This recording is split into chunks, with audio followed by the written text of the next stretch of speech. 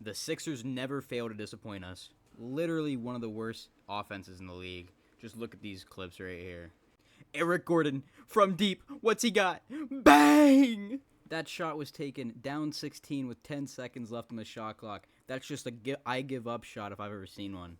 Maxey gets the mismatch with Tobias. Let's go to the basket. No, step back three even though I shot 2 for 10 last night. Oh, I'm Kyle Lowry. I'm wide open. Why not let it fly? Airball. Come on, bro.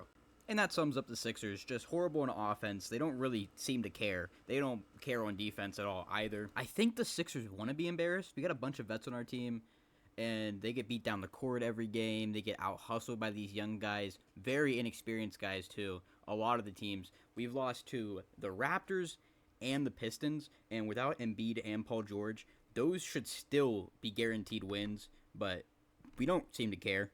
And guess what? The Sixers got out-rebounded again by another young team. And you know what makes it even funnier?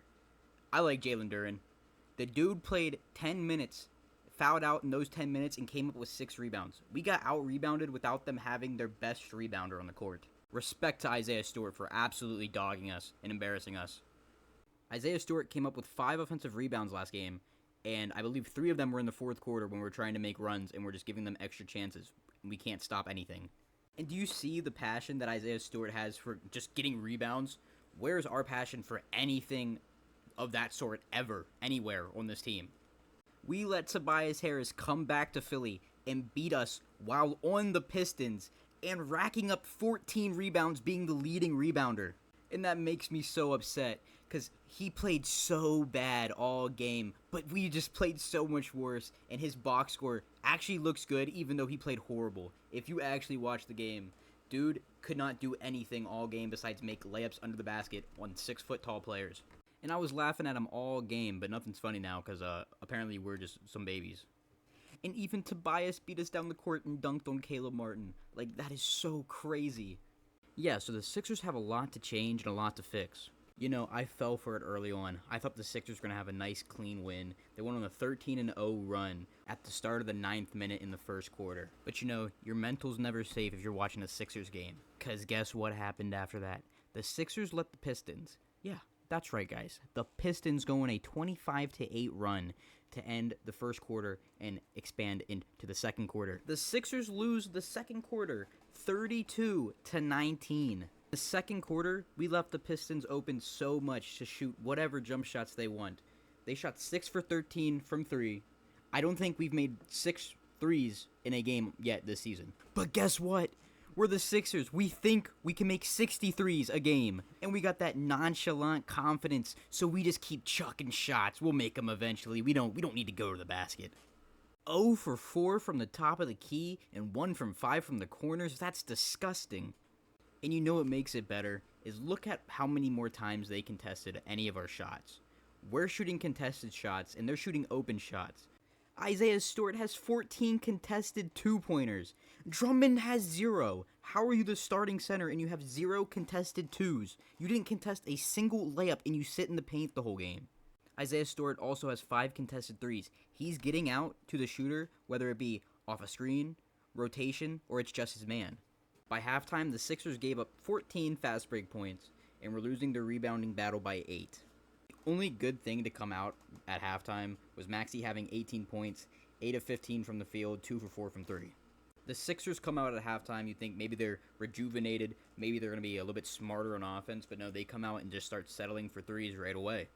The Pistons go on a 13-2 run, and Maxey has to do everything on offense.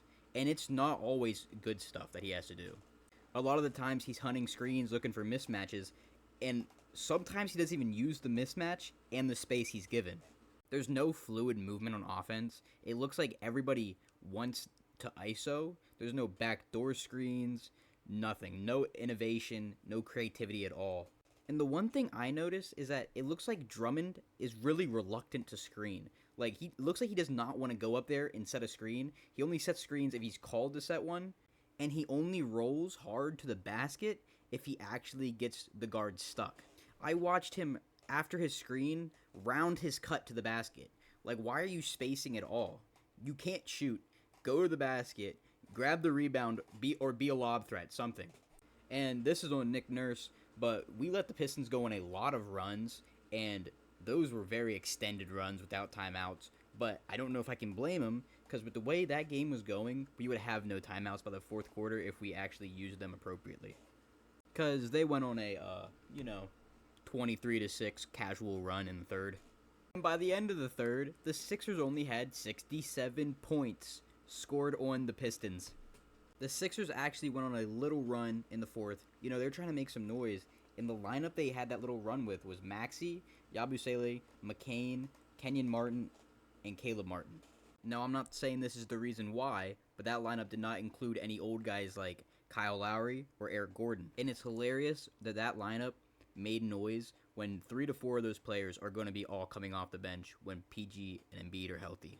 Jared McCain, our rookie that we were hesitant to play early on, was actually our third leading scorer, coming up with 12 points and 3 assists. And that was all caused by him just getting to the basket, using screens, getting to the basket.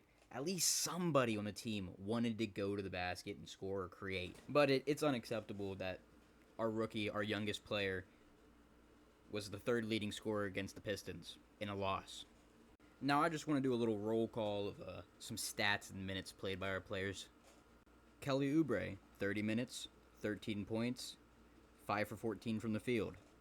Kyle Lowry, 19 minutes, 3 points, 1 for 3. Caleb Martin, 32 minutes, 7 points, 2 for 10. Eric Gordon, 16 minutes, 3 points, 1 for 3. I know performances happen like this to players, and I accept that. But not against the Pistons, and not every game so far this season. And not all of them doing it at the exact same time.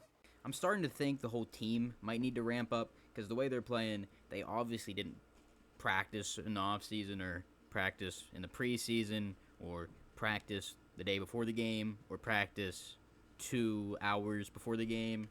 There's no reason to talk about the rest of the fourth quarter because we all know how that's already going to go. Besides for energy, I really don't know what the Sixers need to do.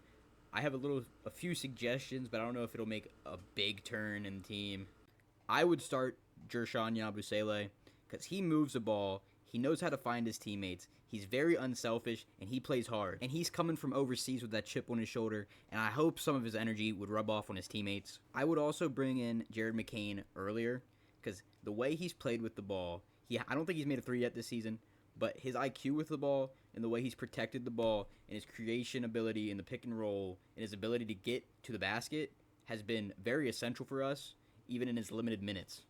Now, I'm fine with Eric Gordon and Kyle Lowry playing, but we got to know when to put them in and when to take them out.